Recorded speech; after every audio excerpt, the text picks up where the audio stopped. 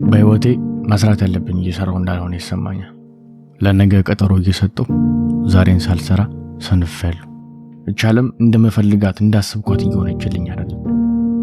በራሷ ዝባዝንጌ ተብትባ ይዛኛለች። ሞትን መምረጥ ሰው ባይችል እኔ ቀኔ እየጠበቅኩ ሞትን ስመርጣት ይበልጥ ራስ ወዳድነት የተሰማኝ። ስንቱ መኖር እየፈለገ ሄደ። አምላክ ለምን በድሮ ዘመን አልፈጠረኝም? ለምን በ15ኛው ክፍለ ዘመን አልፈጠረኝም ብዬ አስባለሁ አንዳንዴ። አሁን እኮ ግዴታ ብቻ በዝቷል። የምንማረው በግዴታ፣ የምንሰራው በግዴታ፣ ሁሉ ነገር በግፊት ኃይል። አንዱ ኃይል ስላለው ብቻ የሚረዳኝ አጣው፣ የሚሰማኝ የለም። ገና ሐሳቤን ሊገልጽ ስል ከራሳቸው ጋር እያነጻጸሩት ፊታቸው ላይ ሲያወዳድቁ ተረዳል።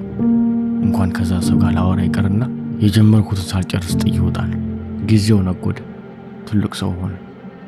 ግን አሁንም ለማንም እንደማልጠቀም ነው የሚሰማኝ።